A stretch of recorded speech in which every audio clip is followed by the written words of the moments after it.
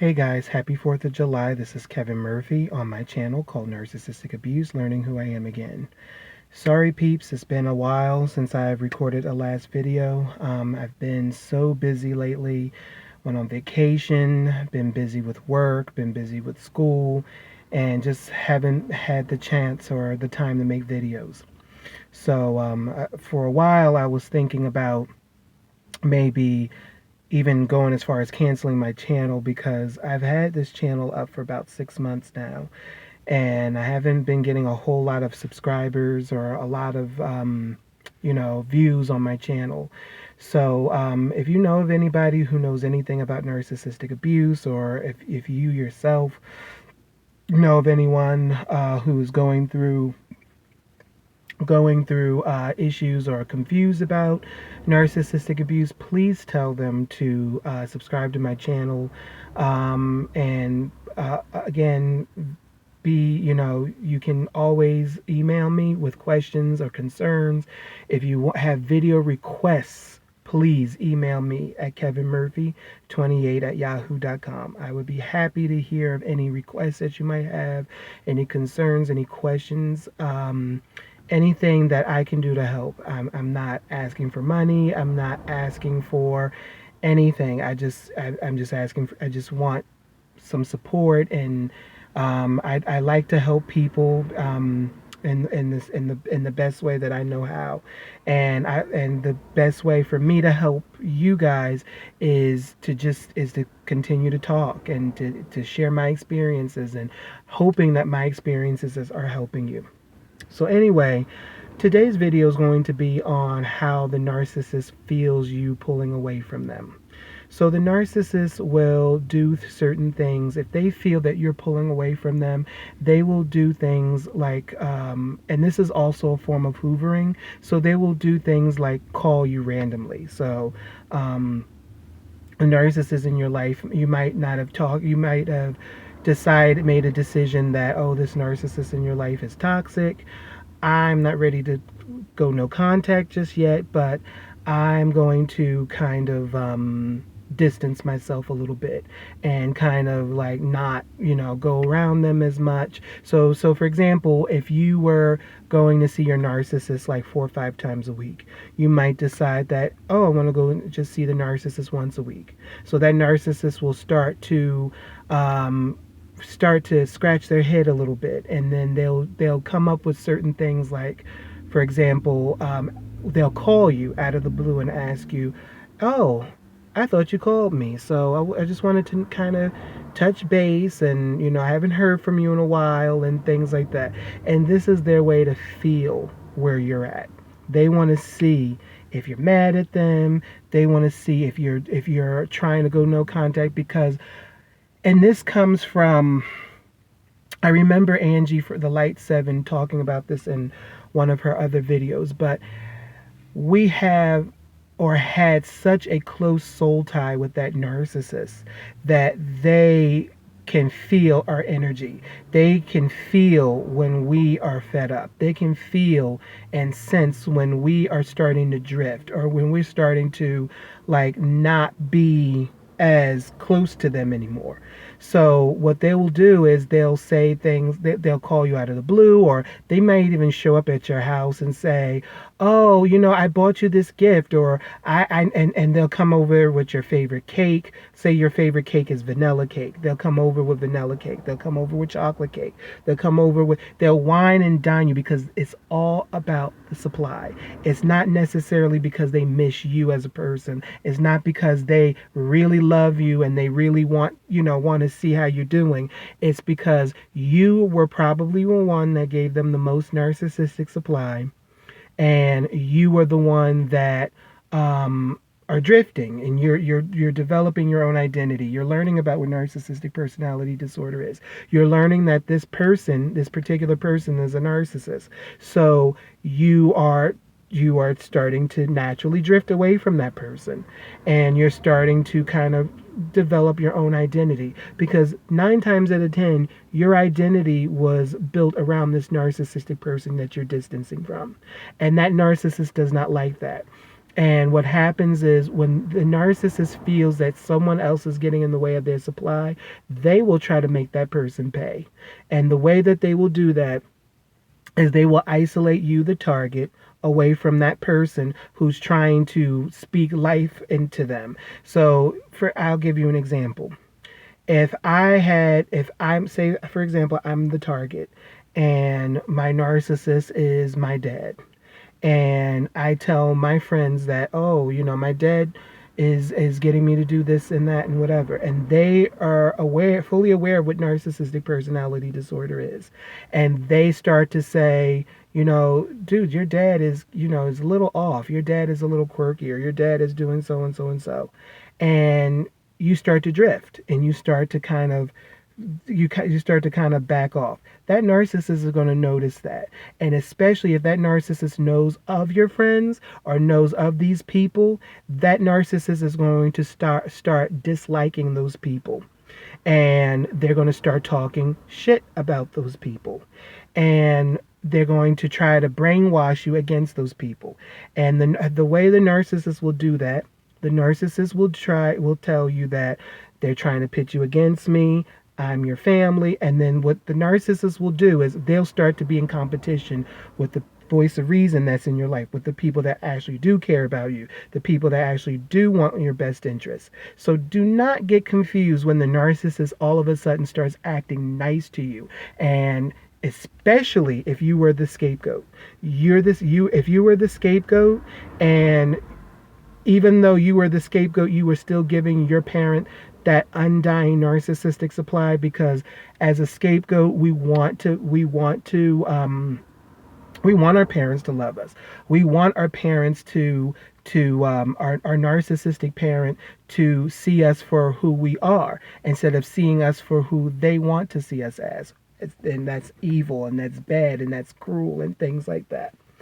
So this is where, as a scapegoat, you have to be very careful, because our lifelong desire was to feel loved and to feel accepted for who we are. So if you were giving that narcissist supply and things like that, that narcissist knows what to give to you. So, for example, if you wanted undying love and attention from your narcissistic parent, or you want them to go to the movies with you or something like that, they're going to try to do everything they can to outdo that voice of reason. They want to shut out any kind of voice of reason, any kind of clarity, any kind of stability in your life, so that way they can have more control over you. It's all about control. It's all about narcissistic supply.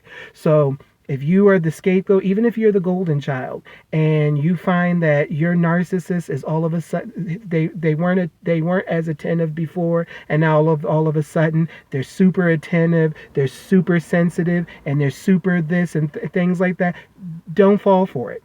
Do not fall for it, because they weren't that way before when you wanted them to be. Now that you've moved on and you found other people in your life who are choosing to play that role in your life, that narcissist is going to outdo that competition, because that's what they see it as. Narcissistic people are excessively competitive, and they don't want anything or anybody getting into the way of them getting their supply and getting their emotional needs met. So I've experienced this in my own life. I have seen it happen in other situations where the narcissistic parent will try to outdo that target's friends or other family members who share genuine care for them. And that target has made the mistake of shutting those good people out of their lives. So once they shut those good people out of their lives, or or sabotage those relationships, then that target goes back to being the scapegoat. They go back to being devalued. They go back to being treated like garbage. They go back to that original role. And then this leaves the scapegoat and the victim and the target perplexed and bewildered, like, what the hell just happened? You were tricked. You were duped. That narcissistic parent was trying to isolate you from your friends. That parent was trying to get undying narcissistic supply from you, because that way they have no competition. You're all theirs. So they can discard you when they want to. They can give you the silent treatment when they want to. They can threaten to not ever speak to you again. And that way you will always be at their feet and at their whim and at their beck and call, because they have designed a way to only for you to only need them. So if you feel that you are in a situation with a narcissistic parent, and all of a sudden out of the blue, especially ever since you started telling them that you're hanging out with Sally or Joe or Jim and Jane, and all of a sudden this narcissist is showering you and doting on you and things like that, it's a trick. It's a trick.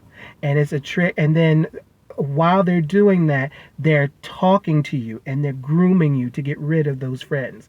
Oh, Jane doesn't care about you. I heard Jim talking shit about you. Oh, Jane, gets mad when you come around on such and such a days. I don't think she really wants to be bothered with you, but she's just trying to be nice and things like that. When you start to experience that, that is when you know that that narcissist is grooming you to be their sole source of supply, and they don't want any competition. They don't want anybody to get in the way of that supply. It's not because the narcissist has all of a sudden come to their senses and had a talk, a heart to heart with Jesus, and all of a sudden, boom, I'm not narcissistic anymore. And I'm not saying that I don't believe in miracles, because I do, but when it comes to people, cluster B personality disordered people, and people who have been enabled for so long, that's the only way a narcissist can change, is when they no longer have that supply. When people, everybody has to be on the same page. Everybody who has influenced a narcissist in the past just stops.